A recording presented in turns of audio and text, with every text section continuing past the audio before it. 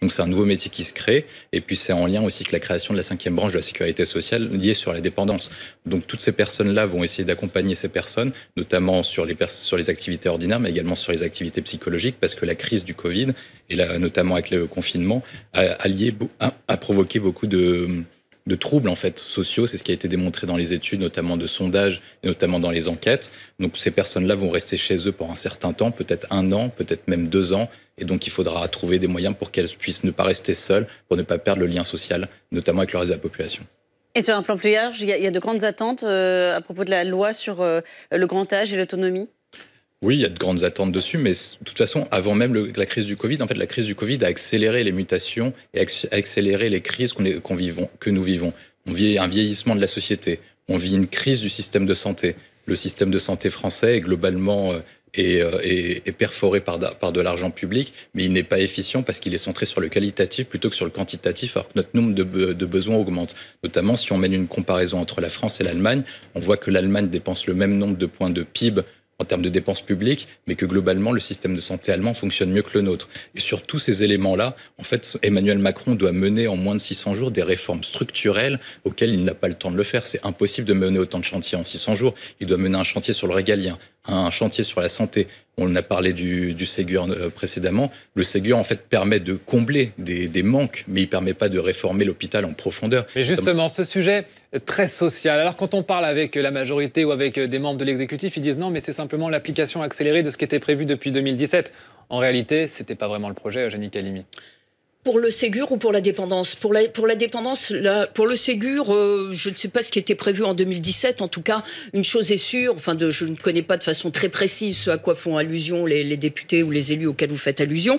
Mais une chose est sûre, c'est que pour le Ségur, il y a des milliards qui sont mis sur la table en termes de rémunération, d'ouverture de lits, de postes, même si, sans rentrer dans les détails, il y a des postes qui étaient déjà prévus dans les 15 000 annoncés, etc., etc. Mais il y a quand même effectivement une étape quantitative extrêmement importante qui a été effectuée, qui demande maintenant à se mettre en œuvre. Mais comme vous le disiez, comme on le disait tout à l'heure, une réforme structurelle véritablement encore du système de santé français, peut-être avec une révision de la tarification à l'acte, mais aussi et surtout, effectivement, vous le compariez avec d'autres régimes, d'autres systèmes, par exemple l'Allemagne, il y a en France une caractéristique qui plombe le système et qui crée les mécontentements auxquels on assiste aussi bien du personnel soignant que des patients que nous sommes tous ou que nous allons être malheureusement, que nous avons été, c'est le poids de l'administratif qui est extrêmement important dans l'hôpital français, beaucoup plus que dans l'hôpital allemand, pour ne prendre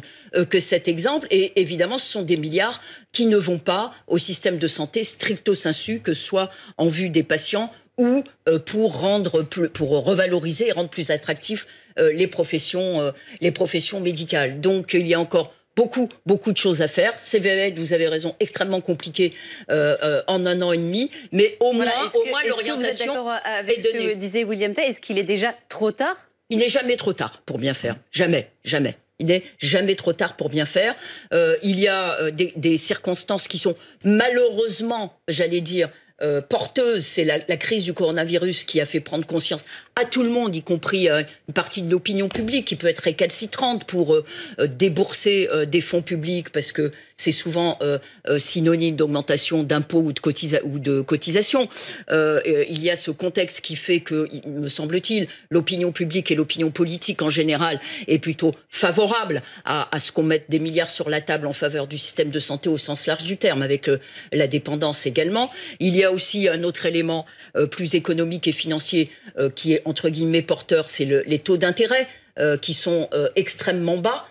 Donc il y a tout ça, et puis également un troisième élément extrêmement important qui est aussi bien économique, financier que politique, c'est qu'on l'a vu avec l'accord d'il y a 2 semaines au niveau européen, où là la Commission et les autorités bruxelloises s'ouvrent à une mutualisation des dettes, une mutualisation des emprunts, sont beaucoup plus souples sur les fameux critères de Maastricht. Donc il y a un contexte là qui se prête à engager des réformes qui sont onéreuses, qui sont coûteuses, quoi qu'il en coûte, a dit Emmanuel Macron, vous vous souvenez.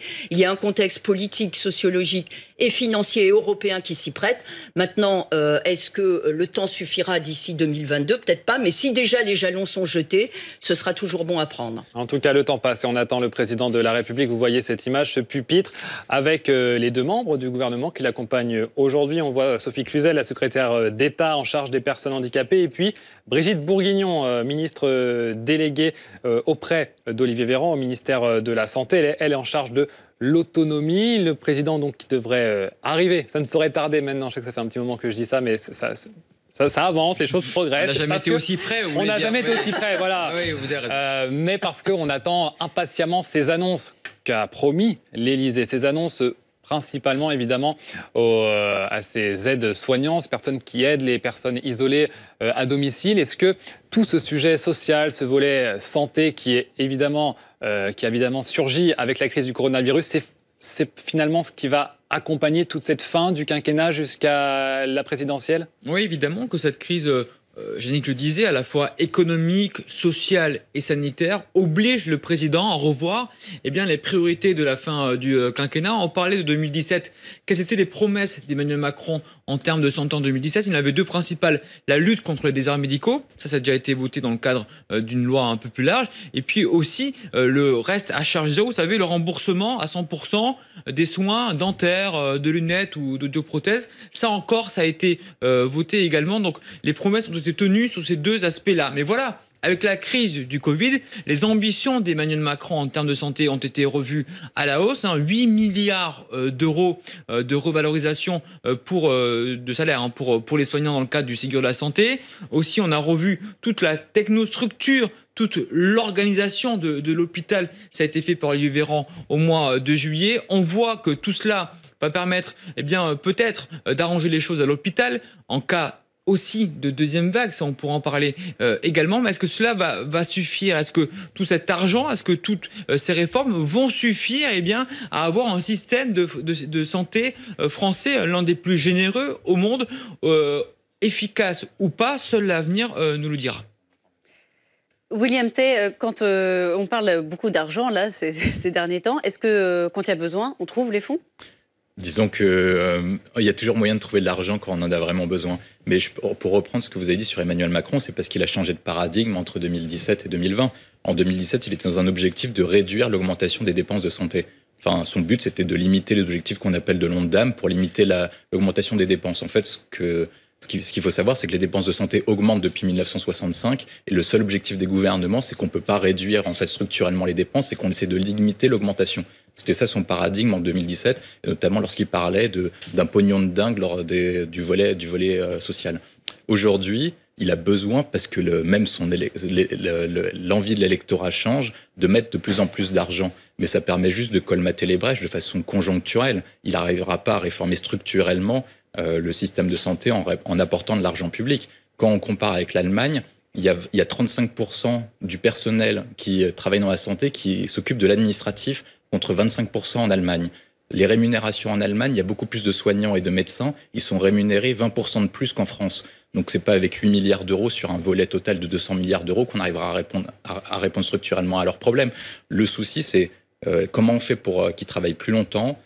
Ensuite, comment on fait pour qu'ils aient des meilleures conditions de travail et qu'ils aient plus de moyens. Mais en fait, il ne faut pas mettre les moyens forcément sur le personnel administratif. C'est notamment en termes d'équipement et de conditions de travail. Les moyens, justement, que ça soit sur le social ou sur la santé, évidemment, c'est l'affaire de l'État, mais c'est aussi l'affaire des départements. C'est ce que d'ailleurs met en avant l'Élysée pour les informations concernant ce déplacement. C'est l'affaire de tous, également des collectivités territoriales.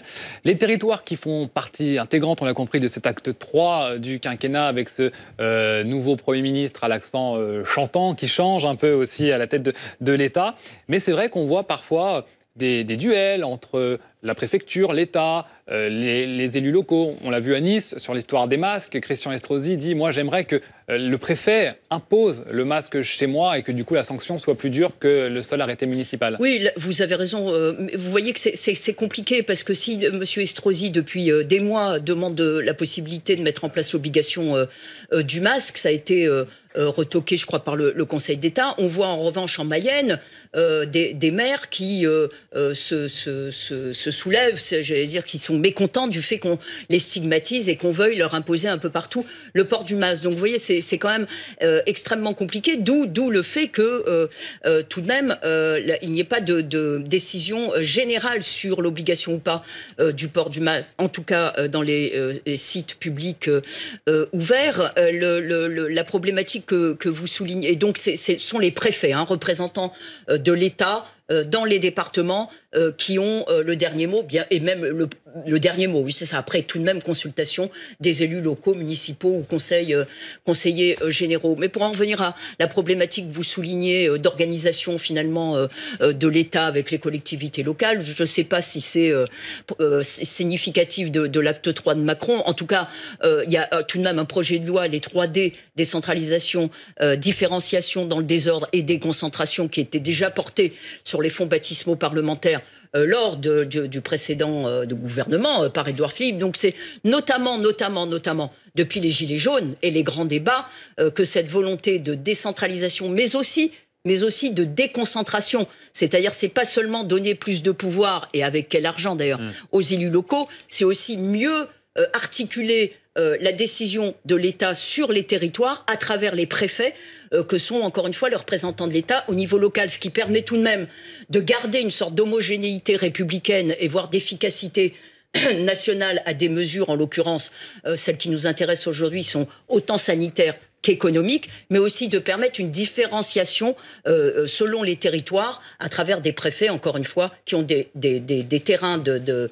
responsabilité locaux qui sont le département. Donc tout ça est compliqué, ça fonctionne plus ou moins bien, il ne faut pas être totalement manichéen. Certes, il y a des dysfonctionnements aujourd'hui, des manques de coordination, on le voit notamment avec les masques et les tests. Ça peut très très bien fonctionner aussi. C'est quand même un des éléments forts de ce qui se passe aujourd'hui. Il y a souvent de très bonnes synergies entre l'État et les collectivités locales, bien meilleures qu'on peut le penser par moment. Alors on attend d'un instant à l'autre la prise de parole d'Emmanuel Macron en visite à Toulon. Mais avant ça, on va découvrir ensemble une photographie d'Emmanuel Macron donc, lors de ses vacances élyséennes. Voilà, vous le voyez. Thomas Soulier, on a une idée de ce dont il s'agit? Oui, c'était hier à Bormes-les-Mimosas. Il a pris un café avec le maire de Bormes-les-Mimosas. Puis il a échangé avec quelques habitants qui étaient là pour le rencontrer. Alors, vous le voyez, le masque est là, nous sommes à l'extérieur. La distanciation un petit peu moins, parce qu'il a moins d'un mètre de quelques personnes. Mais c'est vrai que Emmanuel Macron, l'année dernière à Brégançon, il aimait beaucoup aller à la rencontre des habitants, échanger avec eux, faire des bains de foule, souvent, même quasiment tous, improvisés. Là, on sent qu'en raison du Covid, il ne peut plus se le permettre. Hier, évidemment, il a serré la main à personne. Il a essayé de garder une forme de distanciation sociale. Et puis, ce masque, qui n'est pas obligatoire à l'extérieur à Bormes-les-Mimosas et qui, pourtant, vous le voyez, Emmanuel Macron a arboré hier.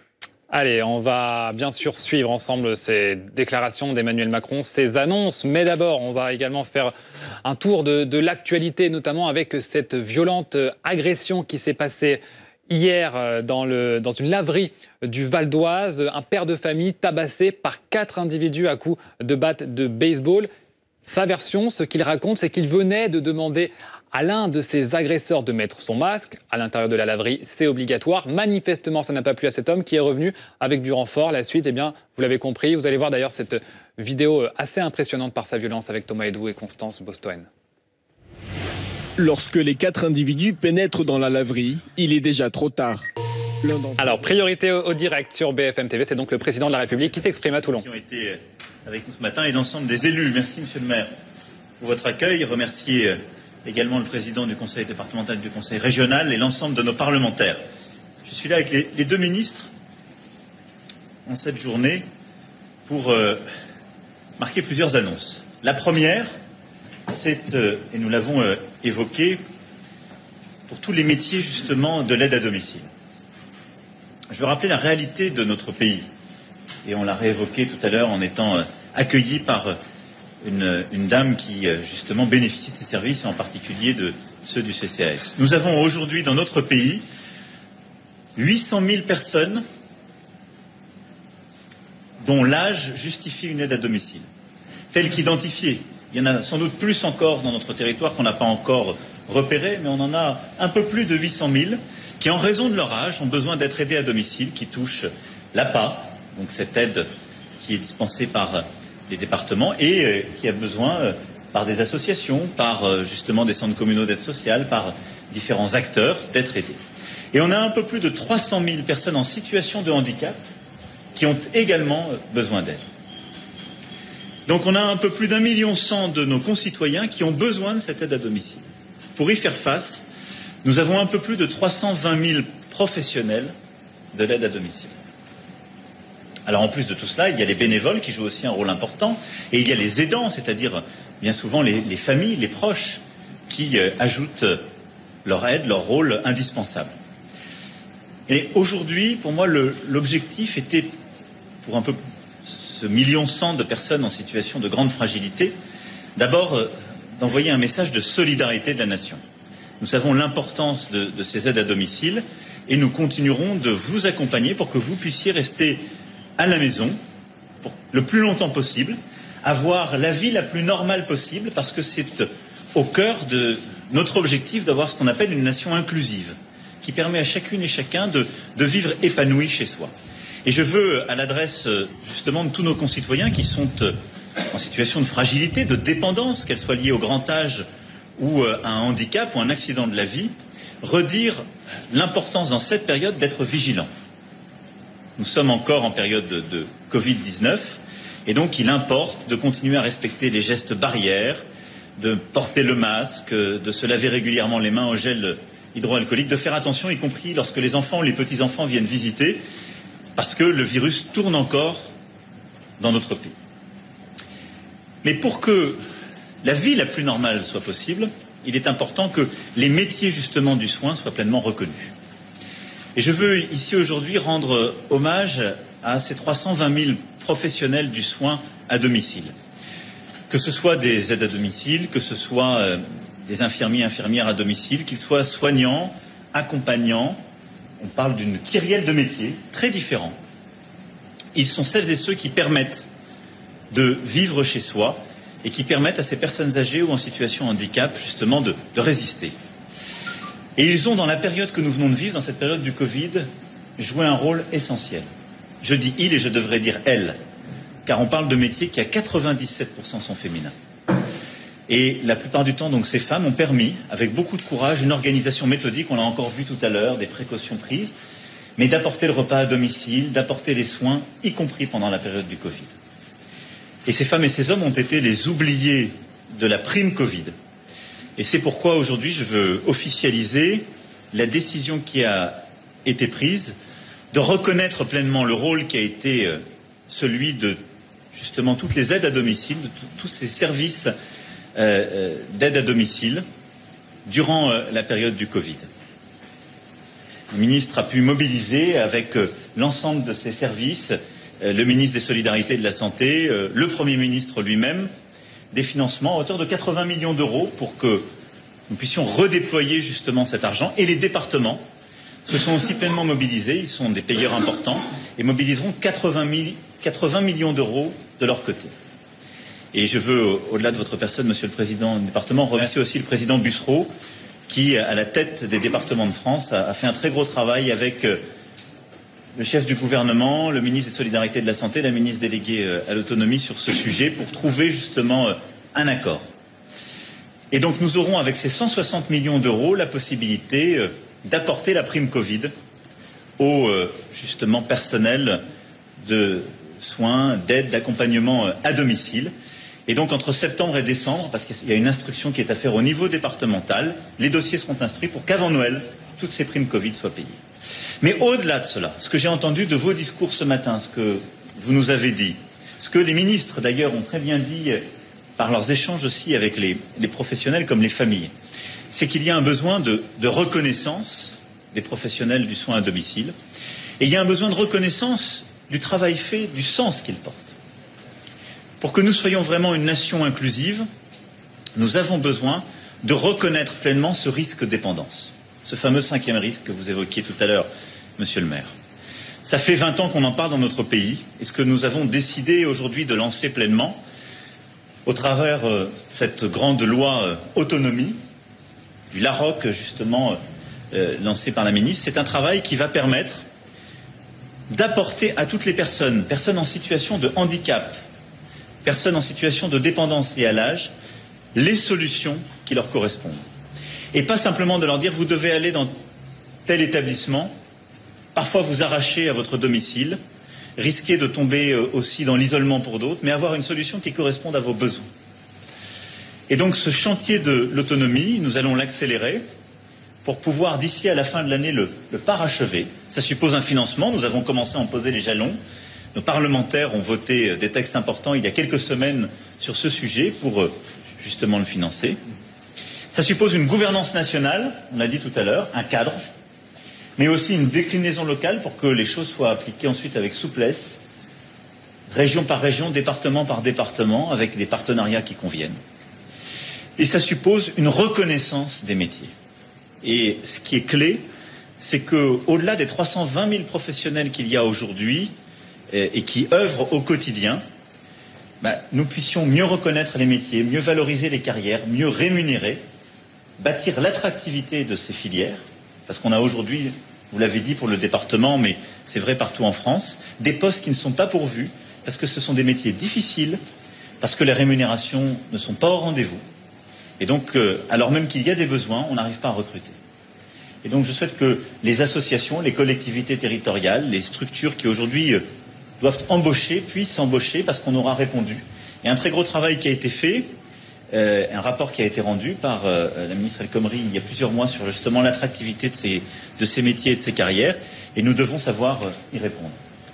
Sens, reconnaissance, financement, gouvernance, attractivité de ces métiers, c'est ce qui sera au cœur de cette grande loi autonomie que nous allons bâtir tous ensemble, parce que c'est votre expertise qui sera nécessaire, et c'est l'expertise et la connaissance des territoires qui sera aussi nécessaire pour y répondre, et apporter une solution à chacun.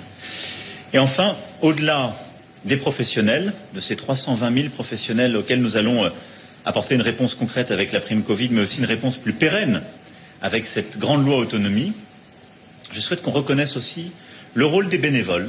Vous l'avez porté, monsieur, avec beaucoup de justesse. L'engagement de toute une partie de la société qui, en complément, va apporter du temps, de la générosité, et le rôle des familles et des aidants. Et là aussi, à partir d'octobre, on a justement la reconnaissance du rôle des aidants avec ce congé aidant qui sera pleinement mis en place. On doit faire beaucoup plus dans le cadre de ce projet autonomie, permettre de reconnaître le rôle des aidants, de développer partout des maisons de répit, parce qu'aujourd'hui, on a beaucoup de familles qui, lorsqu'elles ont un enfant en situation de handicap, un enfant qui devient adulte, qu'il faut continuer d'accompagner, un parent qui devient dépendant en raison de l'âge, voient leur vie complètement bouleversée, les carrières parfois arrêtées ou bousculées, et il faut savoir aussi reconnaître cet engagement de leur part. Tout ce dont on parle, je l'ai dit, ce sont des chiffres, des dispositifs, c'est de l'humanité. C'est la fraternité qu'il y a au cœur justement de notre République, et c'est aussi ce qui raccroche à la vie des millions de nos concitoyens. On a encore touché pleinement du doigt tout à l'heure le sourire attendu, les heures de passage sont connues, la bienveillance, le temps pris, c'est ce qui raccroche à la vie tant et tant de nos concitoyens, ce qui redonne du sens à leur existence. Et donc pour cela, je veux aussi remercier toutes celles et ceux qui sont engagés dans ces métiers du soin, de l'aide à domicile et de l'accompagnement. Nous en avons infiniment besoin. Voilà ce que je voulais vous dire, en remerciant les professionnels qui ont été avec nous aujourd'hui et qui ont tant donné durant cette période du Covid, et en remerciant tous nos élus qui sont aussi engagés, parce que c'est le tissu de la nation dont on parle. C'est ce qui nous tient tous ensemble. Et ce sont des engagements de vie pour certaines et certains, je le sais. Merci beaucoup. Merci, bon courage. Et les ministres vont répondre aussi à toutes les questions au-delà de cela et préciser tout ce que j'ai pu dire. Merci. Merci, mesdames, messieurs. Merci beaucoup. Merci, monsieur. Je vous laisse. Après, s'il y avait des questions. Voilà, vous venez donc d'entendre la déclaration du président de la République à Toulon avec des annonces. On va en parler en plateau, des annonces notamment à tous ces soignants, que ce soit les personnels de santé, que ce soit les infirmières, que ce soit les aides à domicile, tout simplement. Message de solidarité de la nation, a dit le président de la République. Oui, 2 annonces et une confirmation. D'abord sur les annonces, eh bien, il dit que les professionnels de l'aide à domicile pourront bénéficier de la fameuse prime Covid. Ainsi, une enveloppe de 160 millions d'euros est débloquée pour permettre aux 320 000 professionnels d'aide à domicile de bénéficier de cette prime Covid. Deuxième annonce, c'est sur le futur projet de loi autonomie grand âge. On en parle beaucoup depuis ce matin.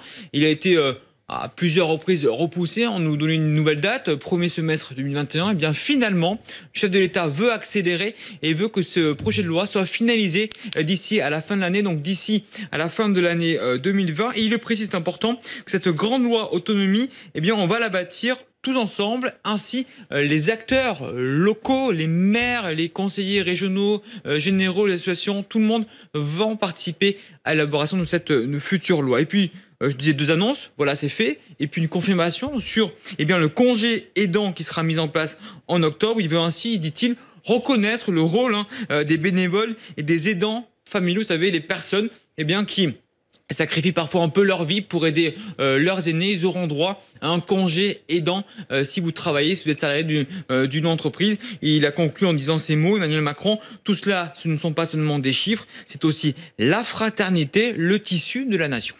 William Tate, ces 2 annonces majeures, elles répondent, c'est la réponse qu'il fallait apporter?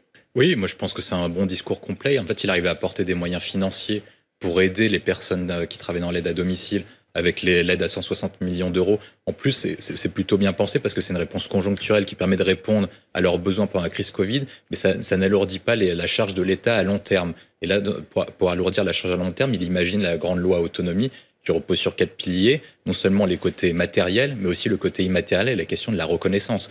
Aussi bien pour les personnes qui travaillent et qui sont salariées que pour les bénévoles, il a insisté dessus.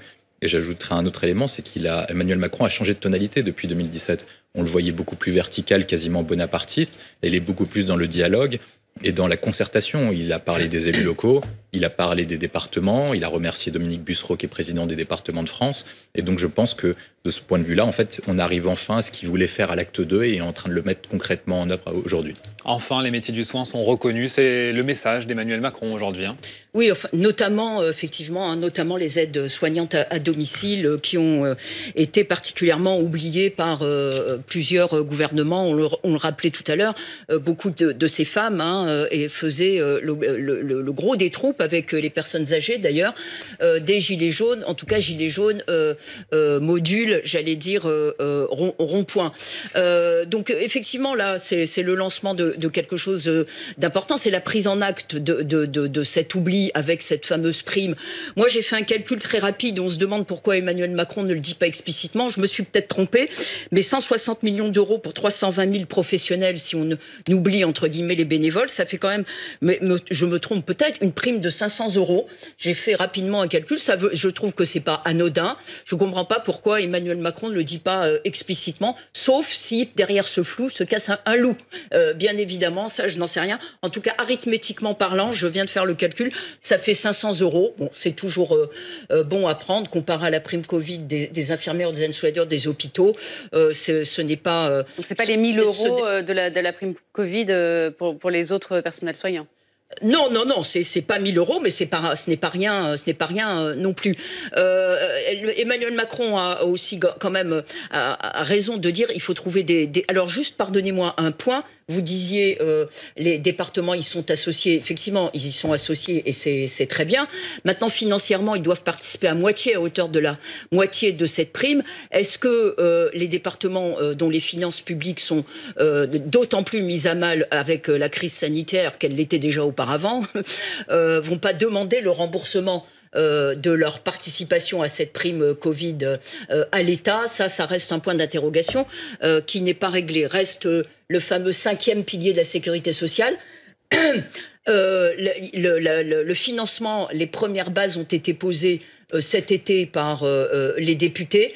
C'est très technique, c'est pour faire très court, c'est un pourcentage de la CSG qui va être reversé donc en direction de la perte d'autonomie et de la dépendance. Il va bien falloir trouver par ailleurs, de quoi compenser cette part de la CSG. Est-ce que des établissements privés, par exemple des compagnies d'assurance qui ont été très critiquées pendant la crise, vont être mises à contribution? Ça reste à discuter.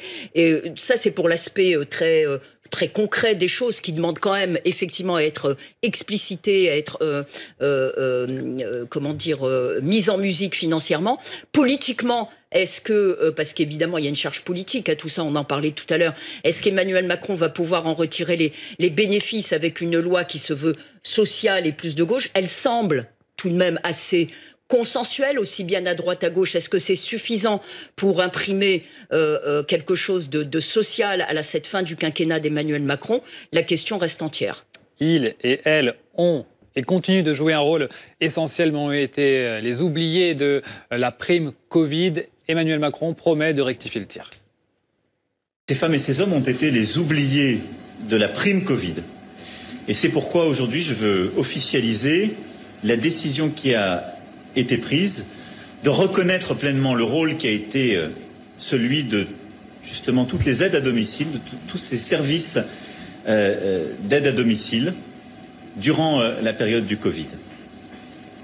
Le ministre a pu mobiliser des financements à hauteur de 80 millions d'euros pour que nous puissions redéployer justement cet argent. Et les départements se sont aussi pleinement mobilisés, ils sont des payeurs importants et mobiliseront 80 millions d'euros de leur côté. Voilà donc pour les annonces du chef de l'État à la mi-journée en déplacement à Toulon. Revenons maintenant sur ce témoignage recueilli par BFM TV, celui d'un père de famille tabassé par 4 individus à coups de batte de baseball, le tout dans une laverie du Val d'Oise. Il raconte qu'il venait de demander à l'un de ses agresseurs de mettre un masque, mais l'homme n'a manifestement pas apprécié et il est revenu avec des renforts. Le récit de cette violente agression avec Thomas Hédou et Constance Bostoen. Lorsque les 4 individus pénètrent dans la laverie, il est déjà trop tard. L'un d'entre eux referme la porte derrière lui. La victime, derrière un bureau en rouge, est prise au piège. Armés de barres, 2 agresseurs frappent violemment le client. Les 2 autres s'en prennent à lui à main nue. Les coups pleuvent. Le déchaînement de violence va durer au total une vingtaine de secondes. Alors que l'homme est au sol, les 4 agresseurs continuent de le frapper et ne s'arrêtent pas. Puis, alors qu'il se dirige vers la sortie, l'un d'entre eux décide de lui asséner un dernier coup de barre. Son complice tente de l'en dissuader, mais l'homme va y parvenir. En tout, la victime aura reçu 11 coups. Elle est à terre et ne bouge plus. L'homme est ensuite transféré à l'hôpital avec de multiples contusions, douleurs lombaires et un traumatisme crânien. À l'origine de cette violente agression, une altercation autour du port de masque. La victime affirme avoir demandé à l'un des individus de porter un masque à l'intérieur de cette laverie. L'homme aurait refusé. Le ton est alors monté. Il reviendra plus tard, accompagné de 3 autres personnes. La victime, un père de famille qui réside depuis une trentaine d'années dans le quartier, assure ne pas connaître ses agresseurs. Il a déposé plainte ce lundi pour violence aggravée suivie d'une incapacité n'excédant pas 8 jours. Un médecin lui a prescrit 6 jours d'ITT. Et on va tout de suite se rendre justement sur les lieux de cette attaque pour retrouver Anne-Sophie Varmont, parce que vous avez recueilli avec les équipes de BFM TV le témoignage de cette victime. Oui, tout à fait. L'homme, il va bien, mais il est évidemment très choqué par cette agression. Il a subi, vous l'avez entendu, un traumatisme crânien, 6 jours d'incapacité temporaire de travail. Je vous laisse écouter son témoignage au micro d'Audrey Allos et de Lisa Adef. J'étais en train de sécher le linge au niveau de la machine qui est derrière moi. Bon, j'ai terminé de sécher, j'étais en train de plier. Il y a un monsieur qui est rentré avec une personne du sexe féminin voilée. Et cette personne s'est approchée de la table là où vous êtes en face. Et donc, il avait le téléphone en main. De temps en temps, il discutait. Donc, j'ai simplement demandé à cette personne, moi j'avais le masque, j'ai demandé à cette personne de porter le masque parce que j'ai des enfants qui sont avec moi, qui sortent, qui rentrent, qui sortent, et qui de temps en temps sont en contact avec notamment ma maman qui a plus de 65 ans. Donc, ce monsieur a fait comme s'il n'a pas entendu, j'ai insisté, il n'était pas content, il a été appelé un de ses frères ou cousins, en tout cas une connaissance qui était à l'extérieur, qui s'est approché au niveau de la porte. Ce dernier était aussi menaçant, ils ont haussé le ton, j'ai haussé le ton. Et puis finalement, il y a une connaissance à moi qui passait par là, qui a calmé. Donc j'ai continué à plier mon linge tranquillement. Quelques instants après, peut-être 5 minutes, 10 minutes après, je vois 2 personnes qui rentrent avec des barres de baseball, des grosses barres de baseball métalliques. Hein. Par la suite, j'ai reçu des coups au niveau du dos, au niveau de la tempe, au niveau de l'arrêt crânien, etc. Mais je me suis retrouvé par terre en saignant abondamment, avec une perte de connaissance, bien entendu. Ils sont venus c'était pour me tuer. Faut être clair, parce que on peut pas se permettre de dire que c'est juste une agression. Non, j'ai pris des coups de batte de baseball. C'était métallique. Je sais simplement que j'aurai des séquelles probablement irréversibles un peu plus tard. Ce n'est pas apparent forcément tout de suite. Encore que j'ai du mal à voir correctement. J'ai l'oreille côté droit où je n'entends plus très bien. Mais c'était un meurtre. Je ne vais pas dire à caractère racial parce que j'ai pas d'éléments pour. Mais je suis amené à me poser la question. Le SAMU est arrivé, les pompiers sont d'abord arrivés, le SAMU est arrivé. Ils ont attendu la police n'est pas arrivée. Au moment où nous partions d'ici vers l'hôpital d'Aubonne, la police n'était toujours pas là. Peut-être qu'elle est arrivée après, mais elle n'était pas là.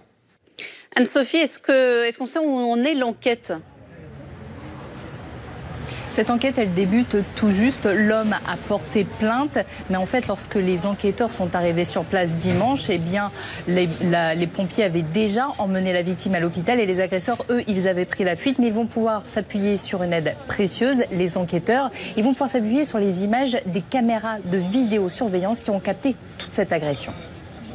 Merci beaucoup Anne-Sophie avec Maxime Bonnet pour ces dernières informations concernant donc cette attaque. Le Covid-19 maintenant, c'est l'un des départements, vous le savez, qui concentre toute la vigilance depuis plusieurs semaines. Et pourtant, la moyenne voit toujours rouge avec de nouveaux foyers d'infection qui ont encore été identifiés cette semaine. Le masque, lui, est déjà obligatoire dans 69 communes du département. Mais la mesure est-elle vraiment respectée ? Adélaïde Mangin est sur place. Ici, à Laval, en Mayenne, les habitants, que ce soit les habitants, les commerçants, tout le monde porte un masque. Majoritairement, la mesure, elle est très bien respectée dans cette ville. Alors, en effet, le préfet du département de la Mayenne a décidé de rendre le masque obligatoire dans 69 communes du département. Cela concerne les communes de Laval Agglomération, la communauté de communes du Pays de Château-Gontier ou encore des communes notamment comme Cran ou encore Évron. L'objectif du préfet, c'est d'endiguer, nous dit-il, la circulation active du virus dans le département. L'évolution de l'épidémie, justement, en chiffres, ce qu'il faut connaître, c'est avec Magali Chalet. La circulation du virus sur le territoire national est soutenue. Le nombre de cas quotidiens est en augmentation. Regardez, 556 nouveaux cas ont été recensés en 24 heures, 142 nouveaux patients hospitalisés en 24 heures et 29 nouveaux malades admis en réanimation. En tout, ils sont donc désormais 5200 patients hospitalisés en France pour Covid-19 et 381 en réanimation. Ceux qui sont en réanimation sont répartis principalement en Île-de-France, dans le Grand Est, dans les Hauts-de-France et en Guyane. Il faut savoir que 29 personnes sont mortes du Covid-19 depuis le 31 juillet dernier. Et enfin, 180 clusters sont en cours d'investigation. Le Conseil scientifique avertit que l'équilibre est fragile et que nous pouvons basculer à tout moment vers une reprise incontrôlée de l'épidémie en France. C'est une pandémie. Quelle est l'évolution dans le monde ? Eh bien, on recense plus de 18 millions de cas dans le monde et plus de 700 000 décès. En tout, 188 pays sont touchés. L'OMS alerte sur l'aggravation de l'épidémie dans le monde. Le nombre de nouveaux cas bat des records, principalement aux États-Unis, avec près de 48 000 nouveaux cas en 24 heures, ou encore au Brésil, avec près de 17 000 nouveaux cas. Certains pays ayant contenu la pandémie font désormais face à de nouvelles vagues de contamination inquiétantes. En Italie, par exemple, 159 nouveaux cas ont été recensés en 24 heures dans le nord du pays. Au Royaume-Uni, 928 nouveaux cas en 24 heures. Et puis en Espagne, plus de 8500 nouveaux cas depuis vendredi. L'Espagne qui reconfine de plus en plus de villes. La France envisage une refermeture des frontières. Et le Premier ministre déconseille même de se rendre en Catalogne. Merci Magali Chalet pour ces précisions. Et pour lutter contre cette pandémie, le masque gagne du terrain. De plus en plus de villes l'imposent, en tout cas jour après jour. Comment ça se passe à Biarritz en plein milieu des vacances? Est-ce que c'est bien respecté ou pas? Reportage Witold Stanik avec Constance Bostoen. Sur la grande plage de Biarritz, place à la pédagogie. Bonjour monsieur, le port du masque est obligatoire. Merci bien. La mairie a annoncé ce lundi le port obligatoire du masque dans les zones très fréquentées de la ville. Centre-ville, c'est Halle, c'est Port-Vieux, la Côte des Basques, le Phare. Oui, voilà, tout le front de mer, centre-ville. Assez élargi, quoi. Exactement. Les autorités se laissent plusieurs jours pour d'abord faire de la pédagogie. Mais dès la semaine prochaine, l'amende sera de 35 € pour les contrevenants. Du côté des habitants, la mesure est plutôt la bienvenue. Disons qu'on n'a pas le réflexe, mais on comprend qu'il faille le mettre. Et qu'on ne peut pas respecter la distanciation physique, il faut porter le masque. Je trouve ça normal. Il n'y a pas besoin qu'on le dise à la télé ou le gouvernement le dise pour qu'on puisse porter le masque. Ça devrait être comme ça, d'instinct. Selon la maire de Biarritz, la région a été épargnée par l'épidémie. Elle compte bien maintenir ce cap et éviter au maximum la transmission du virus, malgré l'afflux massif des estivants. Le seul moyen aujourd'hui qui est connu de préservation, en tout cas de ralentissement du phénomène de contamination, c'est le port du masque. Et donc il nous semblait évident d'avoir une politique volontariste par rapport au port du masque et de l'imposer, en tout cas dans l'hypercentre. La maire de la ville a également annoncé que la grande plage sera fermée de 22 h à 6 h pour y éviter les regroupements de plus de 10 personnes, très fréquents ces derniers jours.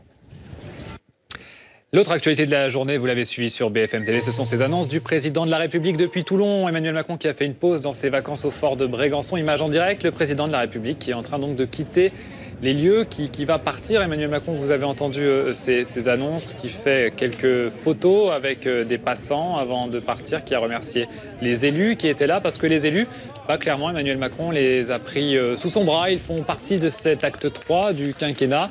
Chacun ses responsabilités, c'est une affaire de tous, l'État mais aussi les collectivités locales. C'est ce qu'a dit Emmanuel Macron, Thomas Soulier, dans ses annonces, avec de l'argent pour les aides à domicile, de l'argent qui viendra d'État, mais aussi des départements. Oui, il veut mieux prendre en compte ces collectivités, ces échelons locaux. Et prenons l'exemple de la prime Covid qui vient d'annoncer. La prime Covid qui va donc être élargie à toutes les aides à domicile en France. C'est une enveloppe de 160 millions d'euros. La moitié, environ 80 millions d'euros, sera financée par les départements. Donc on sent qu'il veut, Emmanuel Macron, que toutes les parties prenantes soient responsables. Il le disait encore ce matin via l'Élysée, l'attention portée aux personnes vulnérables est l'affaire de tous. Il veut que chacun aujourd'hui mette la main au portefeuille. Ça, c'est la première annonce sur la prime Covid. Autre annonce, il veut accélérer aussi sur la grande loi du quinquennat, la dernière grande loi du quinquennat qui sera la loi autonomie, qui sera sûrement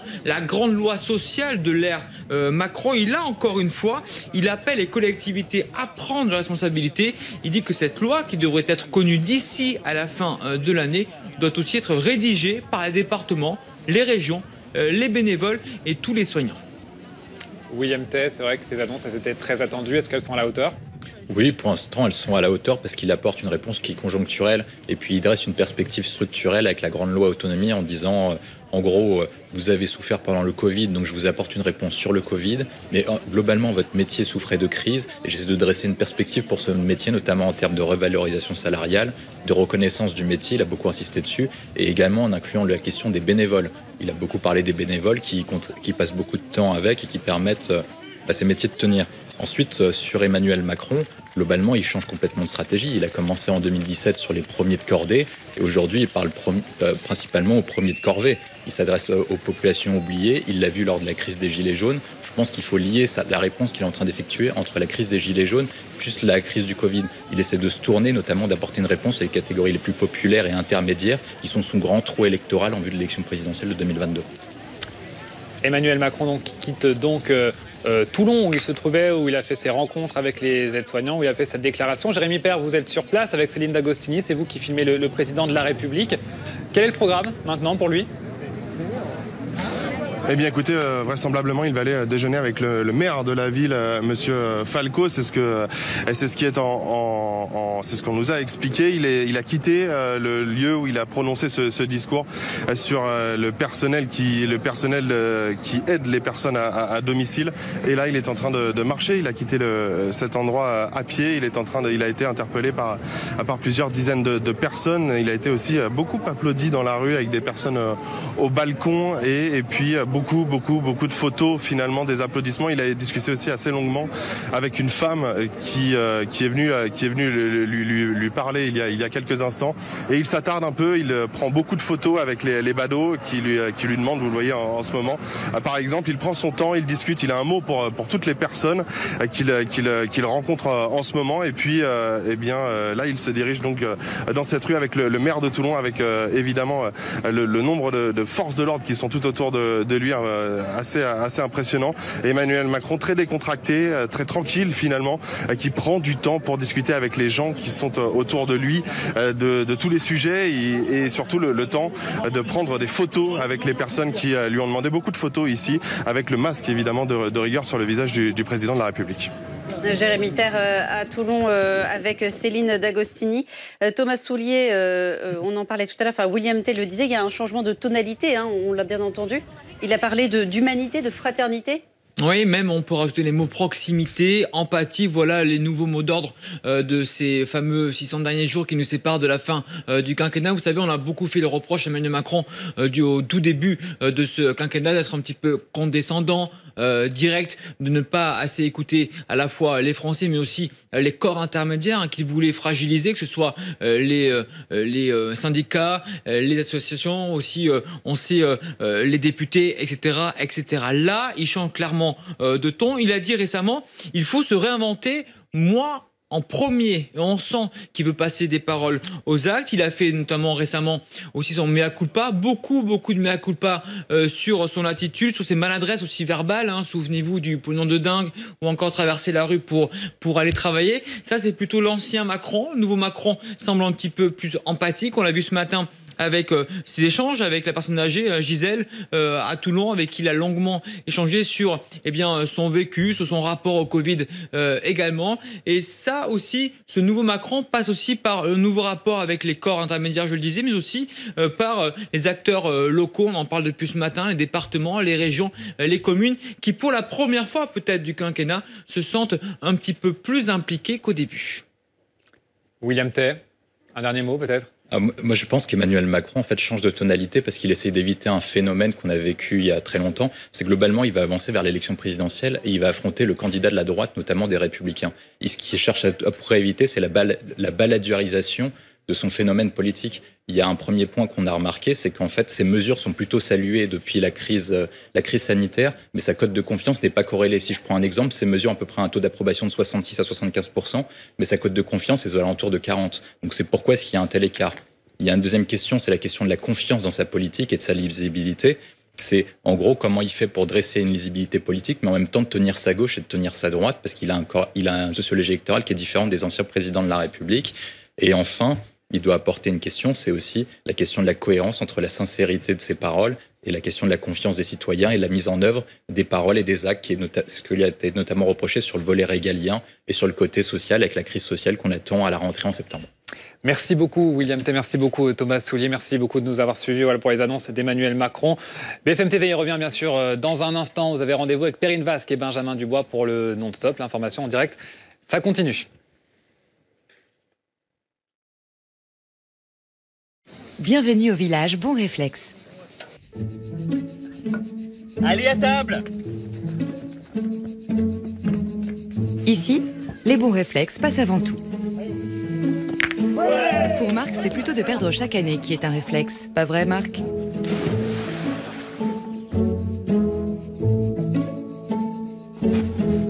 Et parfois, le bon réflexe, c'est tout simplement de penser aux autres. Passons un bon été avec les bons réflexes. Cet été, le virus circule toujours. Ensemble, continuons d'appliquer les gestes barrières. Besoin d'aide? 0800 130 000. Appel gratuit. Plus d'informations sur gouvernement.fr. Ceci est un message du ministère des Solidarités et de la Santé. Pendant le Covid, on a créé 473 emplois en 50 jours. On a réalisé 1 million de masques. Mon usine était à l'arrêt et j'ai décidé de mobiliser une armée de couturières pour fabriquer des masques. À un moment donné, il faut que l'action dépasse la pensée. Et pour ça, il faut sentir qu'autour de soi, il y a des gens qui peuvent répondre à la demande que vous avez. Et une réponse immédiate à un besoin qu'on avait, c'est AXA. Le but là, c'était de créer l'usine en 48 heures. J'ai eu le bail de location le samedi. Le dimanche à 11h, le matin, j'avais l'attestation AXA. Ça, pour moi, c'est une relation forte. C'est ce dont j'avais besoin à ce moment-là. Et il y a l'après. La première chose qui me vient à l'idée, c'est l'après pour ces couturières. Et elles ont un projet. Et je leur dis, voilà, on est soutenu par AXA, mais c'est pas pour moi, c'est pour vous.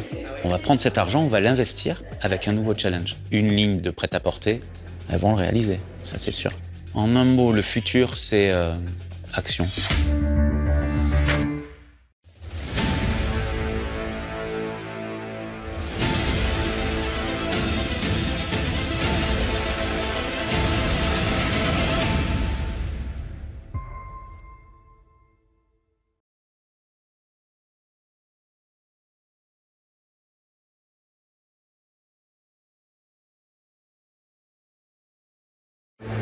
Chaque soir, 19h, route El Krief. Bonsoir à tous. Pour tout comprendre et vous faire votre opinion, notre GPS de l'info va s'activer. Avec aussi ceux qui font l'actualité politique. Tout le monde a la parole, pas seulement moi. Puis, 19h40. Bonsoir Alain Duhamel. Alain Duhamel chaque jour avec un nouveau débatteur. Rendez-vous à 19h sur BFM TV.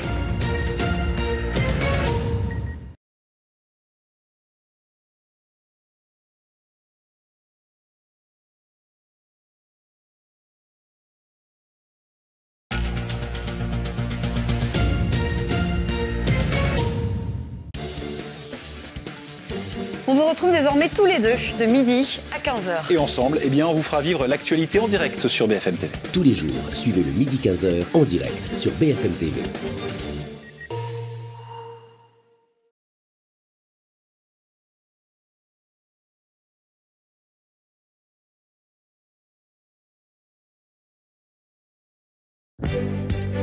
Première édition, la première matinale d'info de France. Merci d'être avec nous. Chaque matin, en direct dès 6h. Sur le plateau de Première édition. Avec Christophe Delay, Adeline François. Est-ce que c'est juste de dire les choses comme ça? Et leurs chroniqueurs. Pourquoi vous dites que ça pourrait durer? Parce qu'il y a des mutations profondes de la politique avec vous, Christophe. Tout commence à partir de maintenant. Vie quotidienne, reportages exclusifs. Tous les regards se tournent vers la Massane. C'est l'événement sportif de ce début d'année. Soyez les premiers informés. La météo est plutôt clémente. Si tu veux rentrer avec moi. Dans la bonne humeur. Première édition du lundi au vendredi de 6h à 8h30 sur BFM TV. C'est mon vrai capital. Bonjour, bienvenue sur BFM TV, il est 14h. Bonjour Benjamin. Bonjour Perrine, bonjour à tous. À la une de l'actualité de ce mardi, 160 millions d'euros de primes pour les aidants, dont 80 millions débloqués par l'État et un plan grand âge finalisé à la fin de l'année. Les annonces d'Emmanuel Macron à Toulon sur le thème de l'aide à domicile. Premier déplacement officiel du président pendant ses vacances à Brégançon. Les détails à suivre dans un instant sur place avec Jérémy Père. On en parlera en plateau également avec nos invités. Nous serons également avec la ministre Brigitte Bourguignon. Des images d'une rare violence. C'est une agression qui a eu lieu dimanche dans une laverie du Val d'Oise. 4 individus ont violemment agressé un homme qui, selon ses dires, leur aurait demandé de porter un masque. Des images violentes. L'homme a été hospitalisé. Gérald Darmanin, le ministre de l'Intérieur, a parlé sur Twitter d'images insupportables. L'équilibre est fragile et nous pouvons basculer à tout moment, avertit le Conseil scientifique. Une nouvelle vague est hautement probable ces prochains mois, prévient à l'instance dans un nouvel avis. Les détails à suivre avec Kelly Lafin. Les propos ahurissants de Donald Trump sur l'épidémie de Covid. Lors d'une interview sur HBO, le président américain a indiqué que son pays fait mieux que le monde entier en termes de victimes.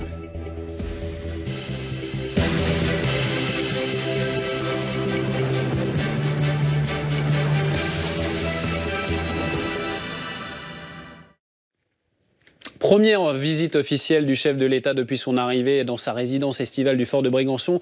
En cette période de Covid et de forte chaleur, Emmanuel Macron s'est rendu à Toulon pour rendre hommage aux auxiliaires de vie à domicile pour personnes âgées. Jérémy Père, vous êtes sur place pour BFM TV. Le chef de l'État a fait des annonces pour les aidants. Oui, mais il a surtout commencé son discours en les remerciant, ces 320 000 professionnels qui travaillent à domicile, qui aident les personnes vulnérables, les personnes âgées ou les personnes handicapées, qui ont énormément travaillé pendant le Covid, pendant le confinement, et qui ont permis aussi aux personnes qui avaient besoin d'aide de ne pas être trop seules, d'avoir de la nourriture. Il les a longuement remerciés et puis surtout il a fait une première annonce concernant la prime Covid pour ces 320 000 professionnels qui pour l'instant n'en avaient pas. Une enveloppe à hauteur de 160 millions d'euros débloquée d'ici à la fin de l'année. Je vous propose tout de suite d'écouter le chef de l'État. Ces femmes et ces hommes ont été les oubliés de la prime Covid. Et c'est pourquoi aujourd'hui je veux officialiser la décision qui a été prise de reconnaître pleinement le rôle qui a été celui de justement toutes les aides à domicile, de tous ces services d'aide à domicile durant la période du Covid. Le ministre a pu mobiliser des financements à hauteur de 80 millions d'euros pour que nous puissions redéployer justement cet argent. Et les départements se sont aussi pleinement mobilisés, ils sont des payeurs importants, et mobiliseront 80 millions d'euros de leur côté. Le chef de l'État qui a par ailleurs dit que le chantier de l'autonomie allait s'accélérer avec le projet de loi autonomie qui devrait finalement être présenté au Parlement à la fin de l'année. Il a parlé aussi des congés pour les aidants, des personnes vulnérables aussi à partir du mois d'octobre. Le chef de l'État qui avait rencontré juste avant de faire ce discours une personne âgée de 80 ans avec qui il avait pu échanger pendant plusieurs minutes, parlant notamment de la solitude, parlant aussi du Covid-19, de son rapport à cette épidémie, à cette femme, comment elle l'avait vécu. Cette femme avait répondu « J'ai tenu ». Le chef de l'État ensuite est parti ici de cette médiathèque à Toulon, là où il a tenu son discours, a traversé une partie du centre-ville pour aller déjeuner avec le maire de la ville. Et sur ce trajet à pied, donc, il a croisé aussi beaucoup de personnes, d'habitants avec qui il a longuement échangé, avec qui il a pris et accepté surtout beaucoup de photos. Merci beaucoup Jérémy Père avec Céline D'Agostini en direct depuis Toulon. On va rejoindre notre invité maintenant, William Tay. Bonjour, vous êtes président du think tank Les Millénaires. Que pensez-vous des annonces d'Emmanuel Macron? Elles vont dans le bon sens parce qu'il permet à la fois de répondre à un problème qui est conjoncturel, donc de reconnaître les oubliés au niveau immatériel, mais également au niveau matériel avec la prime Covid de 160 millions d'euros, mais également d'inscrire la profession et les enjeux à long terme avec sa grande loi autonomie, qui est centrée sur 4 piliers, le sens, l'attractivité, parce que les métiers sont des métiers où c'est difficile de recruter, la question de la reconnaissance et la question de la gouvernance. C'est-à-dire qu'en fait, il essaie d'aménager dans sa 5e branche de sécurité sociale, de remettre tous les moyens, parce qu'il y a 66 milliards d'euros qui sont en jeu, mais qui sont dispatchés un peu n'importe comment. Donc il essaie de tout regrouper au sein d'une même caisse d'assurance pour essayer de maximiser cette gouvernance et de mieux répartir les moyens. Notamment, il essaie de mieux répartir les moyens, parce que quand on compare notre système avec le système de santé allemand, on met beaucoup d'argent sur le traitement administratif, et ce traitement administratif coûte beaucoup plus cher et ne permet pas de rémunérer en conséquence les personnes qui travaillent, notamment les infirmiers et les médecins. Ensuite, en termes de politique, il a complètement changé de style. On a fait une différence entre ses discours de 2017 et son discours de 2020. On a vu qu'il commence à comprendre les deux crises qui se sont liées, donc la crise des gilets jaunes et la crise du coronavirus. Et je pense que notamment, il est passé des premiers de cordée aux premiers de corvée. En fait, il a complètement changé de système. Ça répond à la fois d'une logique de politique publique, mais également d'une logique électorale en vue de l'élection présidentielle de 2022.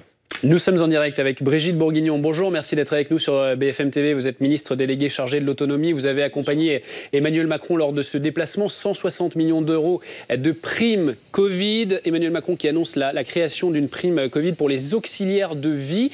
À combien est-ce qu'elle va s'élever cette prime par personne ? Alors, théoriquement, pour un équivalent temps plein, ça peut aller jusqu'à 1 000 euros. Mais évidemment, vous savez, c'est un secteur où il y a beaucoup de temps partiel. Donc, c'est difficile de vous l'affirmer de cette manière. C'est en tout cas ce que l'État met en commun avec les départements pour aider ceux qui ne l'ont pas encore fait, qui n'ont pas versé cette prime, et pour compenser éventuellement ceux qui l'auraient déjà fait. Donc moi, je voulais vous dire que c'est un accord surtout qui est intervenu au plus haut niveau de l'État et avec le président de l'ADF, Dominique Bussereau, pour faire en sorte que cette inéquité territoriale qui existait aujourd'hui dans la reconnaissance des salariés à domicile soit rectifiée. Et c'est vraiment une facilitation pour ceux qui va suivre et pour le chantier qu'on va engager aussi sur ces métiers. Madame Bourguignon, ces auxiliaires de vie, c'était les grandes oubliées, notamment du Grenelle de la santé. Eh bien, parce que, voyez-vous, ils n'ont pas été les oubliés, mais ils n'ont pas été évoqués parce que ce n'est pas la même source de financement. Ce qui relève de la sécurité sociale, bien sûr, a été évoqué dans le Ségur et a été largement évoqué. Et ce qui relevait maintenant d'une compétence partagée avec les départements devait être évoqué aussi en partenariat.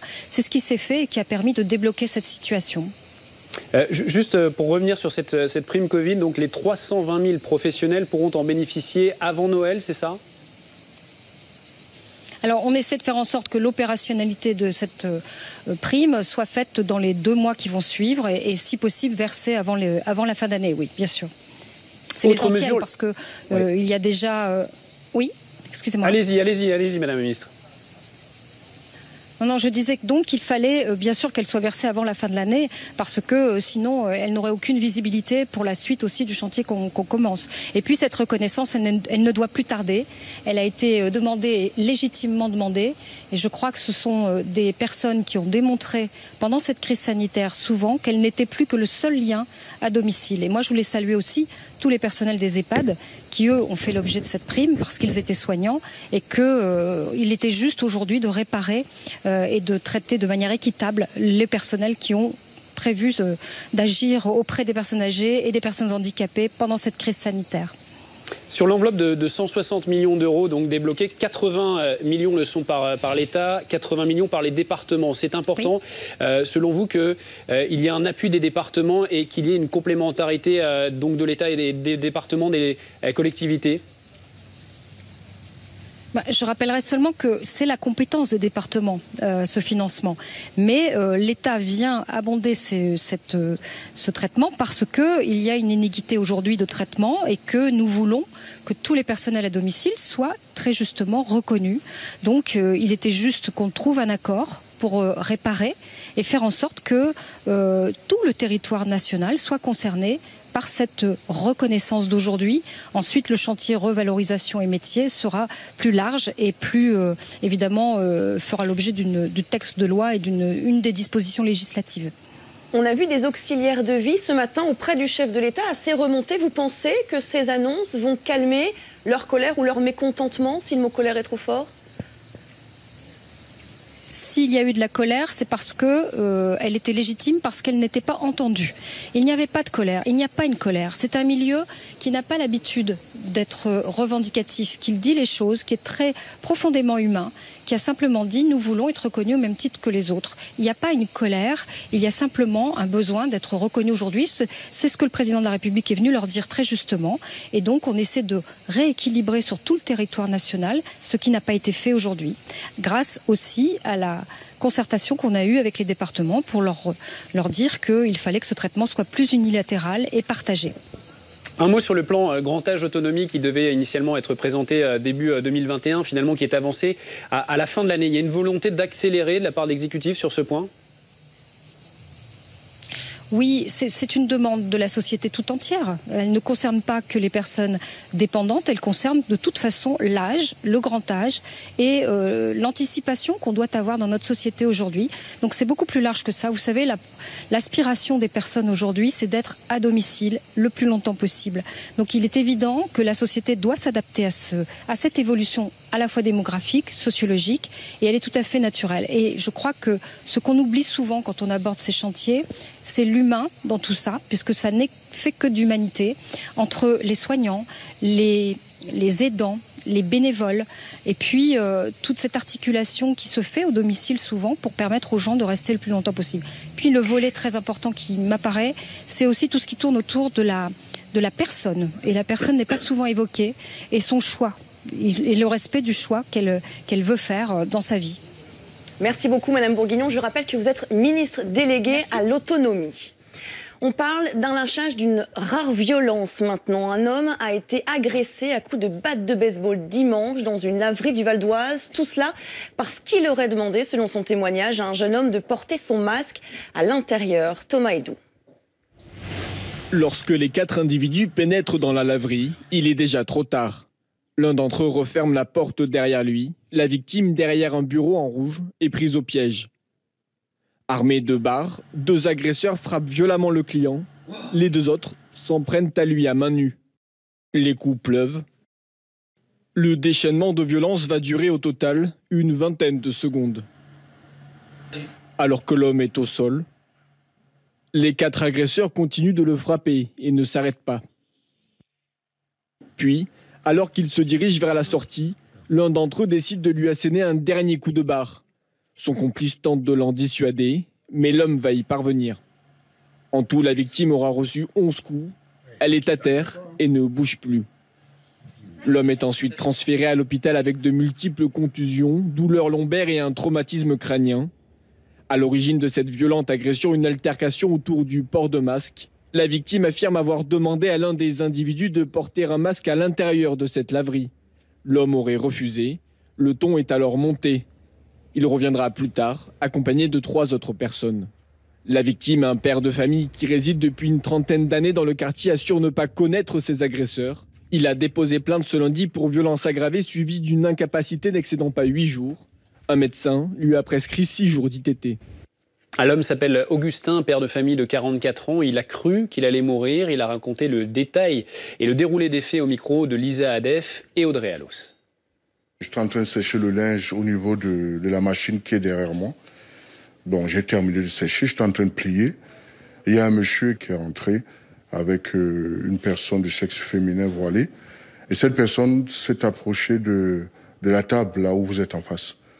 Et donc, il avait le téléphone en main. De temps en temps, il discutait.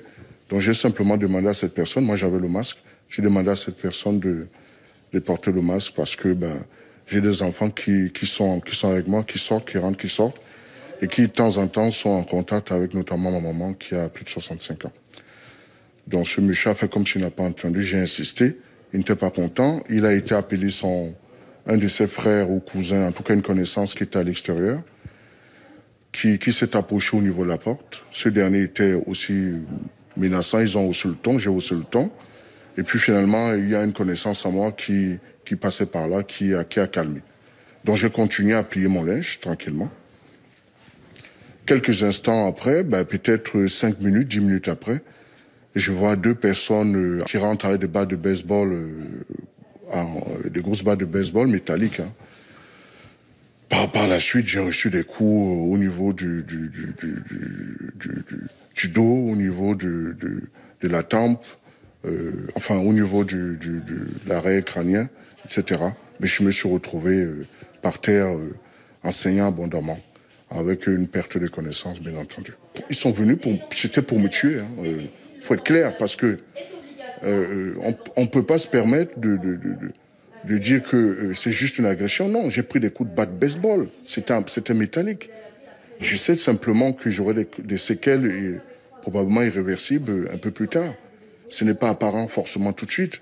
Encore que j'ai du mal à voir correctement. J'ai l'oreille côté droit où je n'entends plus très bien. Mais c'était un meurtre. Je ne vais pas dire à caractère racial parce que j'ai pas d'éléments pour, mais je suis amené à me poser la question. Le SAMU est arrivé, les pompiers sont d'abord arrivés, le SAMU est arrivé. Ils ont attendu la police n'est pas arrivée. Au moment où nous partions d'ici vers l'hôpital d'Aubonne, la police n'était toujours pas là. Peut-être qu'elle est arrivée après, mais elle n'était pas là. Et le ministre de l'Intérieur, Gérald Darmanin, réagit sur Twitter, disant, je cite, « Ces images sont insupportables. La police nationale est mobilisée pour arrêter les auteurs de ces faits odieux », indique le ministre de l'Intérieur. Alexandra Gonzalez du service police-justice de BFM TV nous a rejoint. Alexandra, les incivilités et le non-respect du port du masque se multiplient, notamment dans les transports en commun. Oui, parce que ce sont des lieux où le port du masque est obligatoire. Alors, il y a des faits très graves, même dramatiques. Par exemple, cette agression à Bayonne au début du mois de juillet. Un chauffeur de bus qui avait été passé à tabac par des usagers avec qui il avait demandé de porter le masque. Il est décédé des suites de ses blessures le 10 juillet dernier. 4 jeunes hommes avaient été arrêtés et mis en examen, dont 2 qui sont soupçonnés d'être à l'origine de ces coups mortels. Ils ont été mis en examen, 2 pour tentative d'homicide volontaire. Ils ont 22 ans et 23 ans. Ils sont placés en détention provisoire. Et puis, en dehors de ces agressions, il y a aussi, comme vous le disiez, des incivilités grandissantes dans les bus, les tramways, les métros, à cause de ce port du masque que certains refusent, notamment pour les chauffeurs qui sont en prise directe avec les usagers dans les bus et les tramways, mais aussi les contrôleurs, notamment lorsqu'ils verbalisent les usagers. Plusieurs réseaux de transport signalent des insultes, des crachats, rébellions. Alors des faits qui ne sont pas forcément suivis de plaintes et donc de poursuites judiciaires et donc qui sont très difficiles à quantifier et à chiffrer, mais c'est quelque chose qui est décrit de façon quotidienne par certains agents dans les transports en commun en France. Merci beaucoup Alexandra.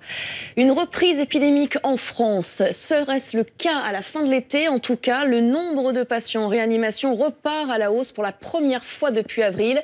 Il s'élevait ce lundi à 384 malades, soit 29 nouvelles admissions dans les dernières 24 heures. Et dans ce contexte, il y a cette mise en garde du Conseil scientifique qui continue de conseiller le gouvernement sur ces questions. Kelly Lafin est avec nous. L'équilibre est fragile, nous pouvons basculer à tout moment, avertit le Conseil scientifique. Oui, le Conseil scientifique juge qu'une deuxième vague, il y a de fortes chances d'arriver en novembre ou un peu plus tard dans l'hiver. C'est une deuxième vague qui viendrait de l'hémisphère sud et qui arriverait au moment où les Français passent plus de temps dans des lieux clos, à l'intérieur, d'où l'intérêt de l'anticiper. Or, la situation, dit le Conseil scientifique, est très fragile. Pourquoi ? Parce qu'on observe une recrudescence du nombre de cas dans plusieurs régions françaises. Alors, il faut savoir qu'à partir des différentes données, que ce soit les cas confirmés, les clusters, les patients hospitalisés, etc., Santé publique France établit un indicateur qui s'appelle le niveau de vulnérabilité et on observe que ce niveau de vulnérabilité est élevé en Guyane et en moyenne. Il est modéré également dans 6 autres départements, notamment l'Ille-et-Vilaine, le Nord et la Haute-Savoie. Il faut donc être particulièrement vigilant, dit le Conseil scientifique, car il observe que la deuxième vague est toujours plus intense que la première. Kelly, l'avenir de l'épidémie à court terme est en grande partie entre les mains des citoyens. C'est ce que dit aussi le Conseil scientifique. Il faut davantage respecter les gestes barrières. C'est d'ailleurs ce qu'a dit Jean Castex hier, le Premier ministre qui était en déplacement à Lille. Oui, parce que d'après le Conseil scientifique, depuis quelques semaines, il y a un certain relâchement, notamment des jeunes. Il observe que les Français semblent moins respecter les gestes barrières. Il écrit dans son avis du 27 juillet, « En cette période estivale, il est important que nos concitoyens maintiennent les mesures barrières et la distanciation physique à l'occasion des regroupements familiaux, mais aussi dans le cadre de regroupements extra-familiaux, publics ou privés. » C'est vrai qu'on peut prendre par exemple l'exemple de Rhône-Alpes, où le plus gros cluster est issu d'un mariage qui a eu lieu à Annecy mi-juillet. Donc le Conseil scientifique recommande de multiplier les campagnes d'information.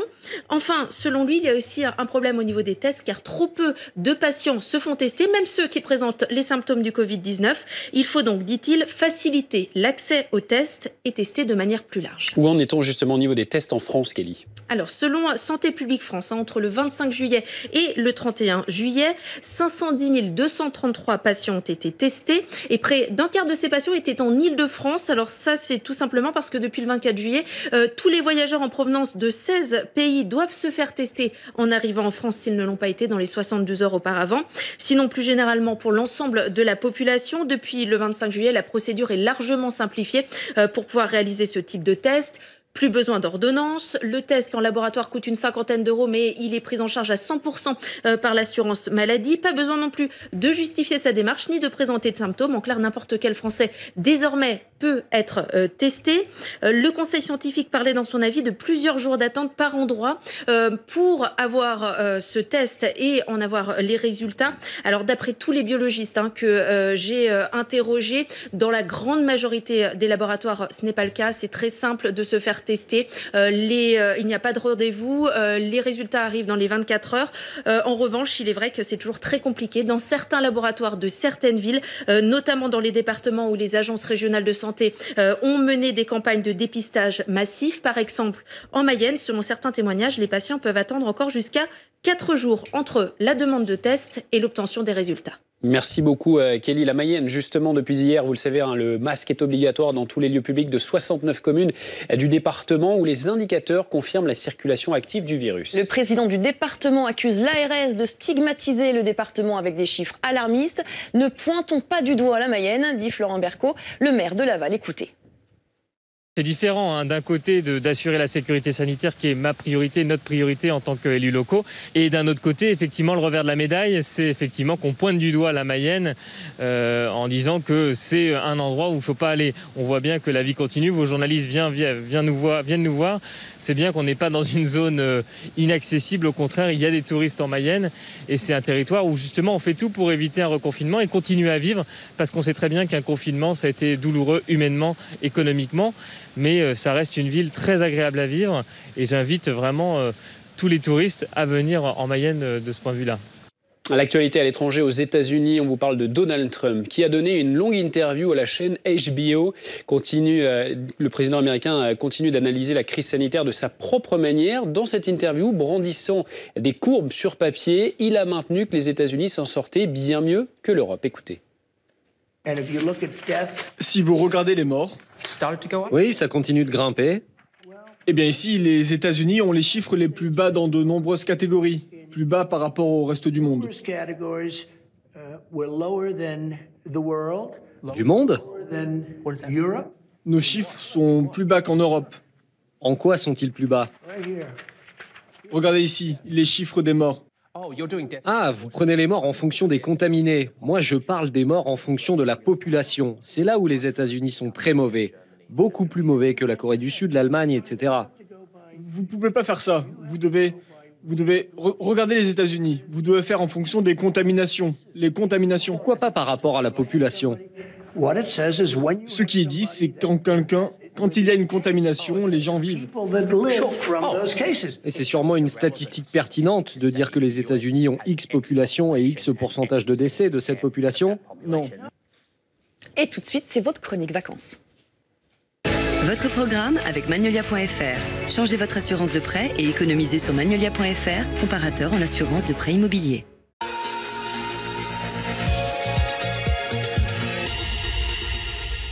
C'est l'un des effets les plus inattendus de cette crise sanitaire. Certains endroits habituellement boudés par les touristes français font le plein de nouveaux clients. Oui, exemple au Moulin de Mélé. C'est un petit camping du Lot-et-Garonne à quelques kilomètres d'Agen. Estelle Henry.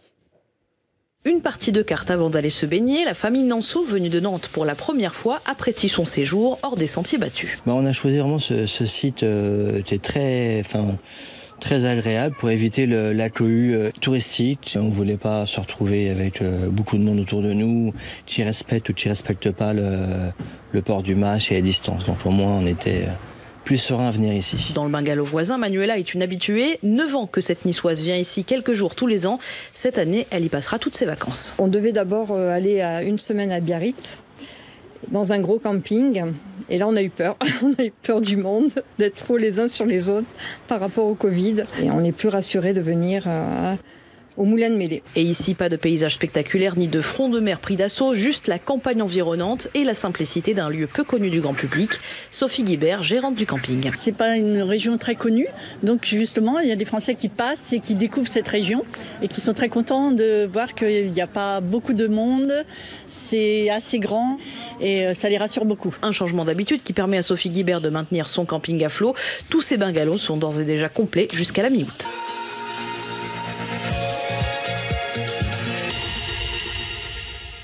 Vous avez regardé votre programme avec Magnolia.fr. Changez votre assurance de prêt et économisez sur Magnolia.fr, comparateur en assurance de prêt immobilier.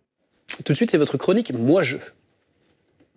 Les masques Lénière Santé, filtration et respirabilité vous présentent votre programme. Lénière-santé.com.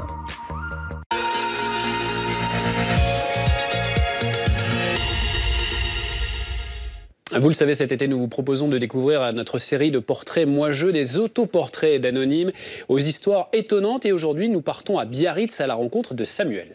Beach artiste, il réalise des œuvres qui semblent venues d'ailleurs avec un simple râteau. Un reportage de Boris Couret. Moi, c'est Sam, je suis beach artiste.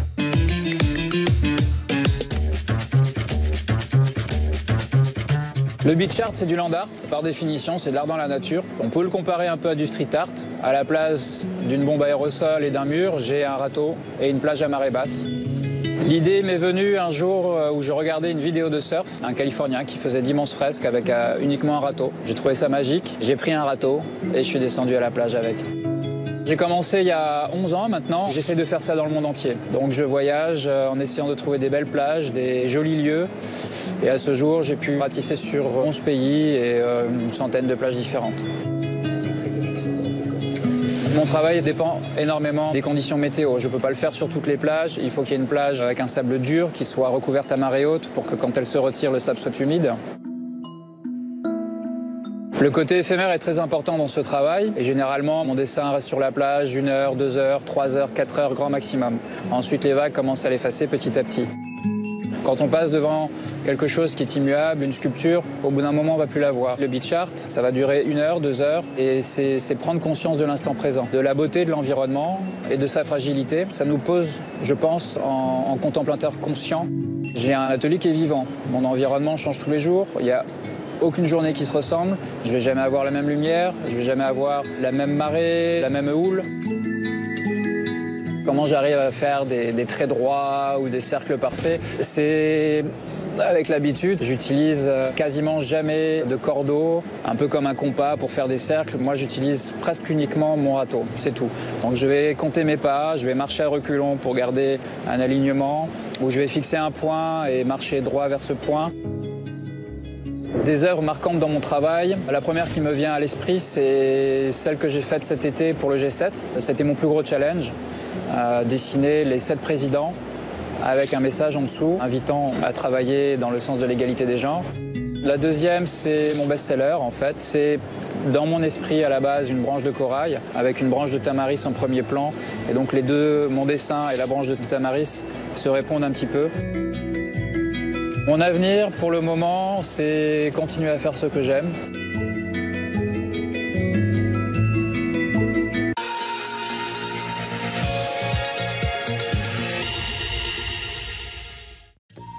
Lénière-santé.com vous a présenté votre programme. L'innovation nous protège. Et tout de suite, c'est la météo. C'est la météo avec Cdiscount. Cet été, Cdiscount vous livre partout en France, même sur votre lieu de vacances.